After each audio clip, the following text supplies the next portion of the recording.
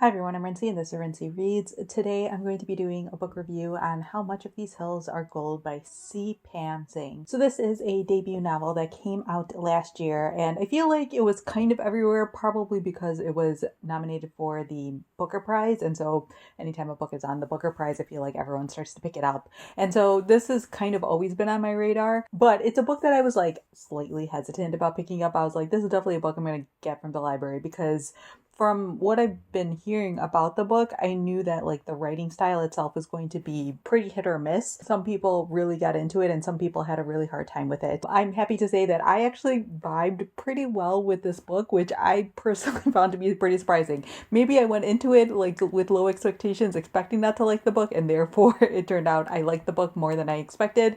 But whatever the case was, I actually really enjoyed this story a lot. So in this book, you are mainly following these two characters named Lucy and Sam. The story is mainly told through Lucy's point of view.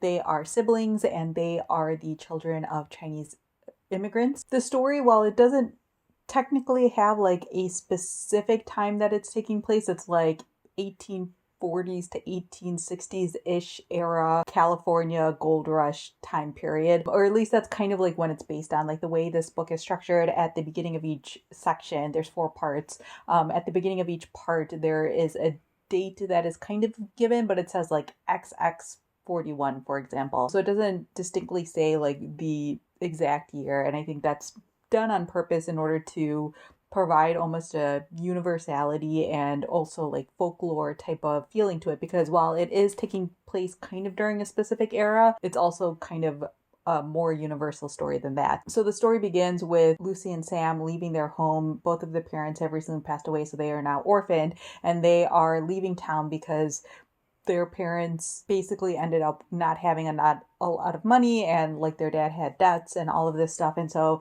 they have to leave town and figure out how they're going to survive now. And so you basically like follow them as they figure out what they're going to do in their life, but the story also like follows them as they were like living in this kind of mining town, and you see sort of the dynamics of their family. So there's not really like a straight plot synopsis that you can give for this book because it does jump around in time periods quite a bit, but the crux of the story is mainly following the story of this family moving to the American West and sort of their hopes and dreams for what would happen, and then sort of the actuality of what happened to them. And so in a lot of ways I had like such a push and pull experience with this book because again, there isn't like a straightforward plot really. You're just sort of getting these like glimpses and moments in time with this family. You see sort of Lucy wanting to get an education but not really being able to attend school, and you find out sort of like the consequences of that. You see Sam, who is born a girl but kind of wants to take on a more masculine gender role or gender identity, and sort of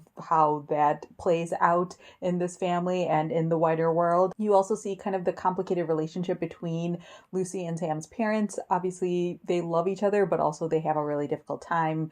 Lucy's father drinks and gambles and things like that, and so you're seeing everything through Lucy's point of view, which is like relatively limited because I think by the time their parents pass away, she's like not even a teenager yet. And so obviously she has like a very limited perspective on what's actually happening in their family, but it is a perspective on something that's happening in her family. And so you see sort of Lucy conflicting with what she wants out of life, what she's obligated to do for her family, and then sort of like what's happening in the wider world around her. And then also on top of all of that, there is the fact that they are of Chinese descent, and so they're treated a very specific way in this town as well. So it's like part Western, part like immigrant experience, part family story, and it's all of these like really interesting threads that are woven together in a way that's not super tight. And so I feel like that's something that a lot of people are going to have a really hard time with. Like, this is not a tightly plotted story. Like, the point of this book is to feel, again, more like a folktale than anything else. At least that's how it came across to me. And so I think that's sort of why I enjoyed it more than I thought it was going to, because usually those sort of like loose threads can feel obviously like incomplete, and therefore like when you finish the book it doesn't feel like you're done with the story, like you kind of want more. But this one, for some reason, actually worked for me. I don't think it was perfect, and I do think there were some like gaps in time and gaps in story or jumps in time where you got sort of like a sneak peek of something that was happening during a certain time period, and I wanted more of that. There's some really interesting things that you learn about Lucy and Sam's parents that I found to be really intriguing, and I honestly think like a book told just from like their perspective or telling their story would have been really, really interesting. But I think one of the things that the author was trying to explore is sort of like that generational either wealth or trauma that you can get. One of the things that's explored is sort of like what belongs to Lucy and Sam, considering all the things that were taken from their parents. And I won't say more than that, but I found that whole exploration to be really interesting and really intriguing. And I think one of the reasons why I really like this book, despite being someone who like doesn't read a lot of Westerns and doesn't really find those stories and like stories from this time period to necessarily catch my attention. But I think the fact that it's told from this immigrant perspective, which is not very often told, especially from that time period, and kind of